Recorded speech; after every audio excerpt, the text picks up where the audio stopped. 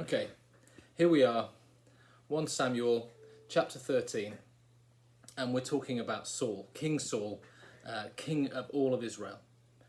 He kind of, if you're splitting the Bible into goodies and baddies, he gets to be one of the bad guys.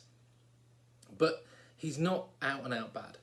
And the reason he's kind of set up as a bad guy is that it's a kind of storytelling contrast to David, who comes after him, and his son Jonathan, and where they kind of exceed him. And this story, we start that he's king for a long time, and when Saul kind of took over, that there hadn't been kings before, and he started off as just like king in his own little tribe, and slowly pulled all the tribes together, slowly pulled organisation together, got an army together, and started to fight back against the nations which were invading and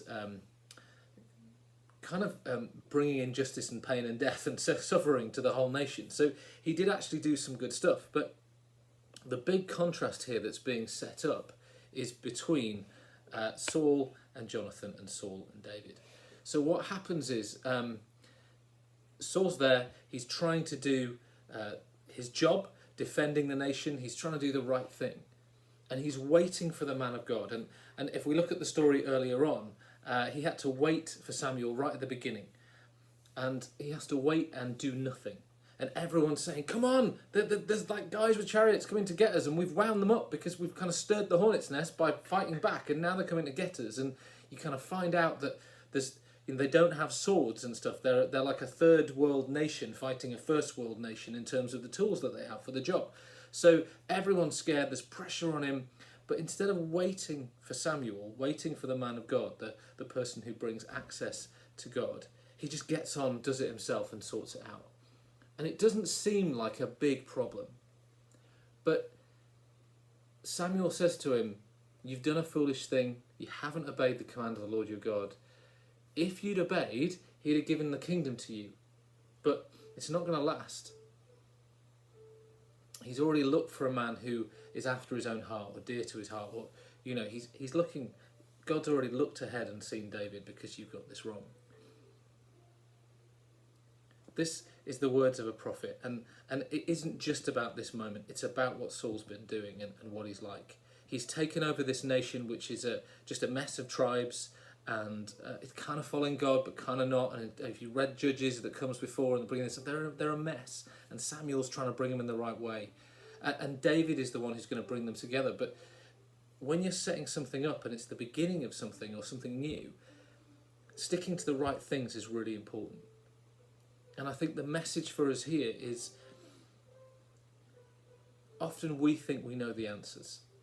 A lot of us are well-educated people, or we're wise people, or we're just 21st century people, and we know how to fix our problems. And this whole pandemic has been a journey for me of humility, of learning that actually I don't have the answers, that God is strong in my weakness, and that actually it's obedience and weakness that leads to his power, not me being great and brilliant and trying to do everything in my strength. The story of Saul is a guy starting in low confidence and starting to do everything in his own strength, and feeling confident as things go well, and forgetting to rely on God, and not getting the obedience right, and not sticking to the basics and the things that really need to be said and done. That's the reality. And then we get to see Jonathan and David who kind of do it a bit better. But he's built a platform for them. I've got some sympathy with Saul, because I'm a very imperfect human being. The difference between us and Saul is he had to wait for the man of God to give him access to God. We do have direct access to God, but my question, I guess, to us is, do we take that for granted? Are we obedient? Do we stop and ask God all the time, or do we just get on in our own strength because we know better? Where might Holy Spirit be saying to you today, stop and ask me, in the little things, the big things, the medium things, everything, rather than just doing what you think you know is right? Let's give that a go.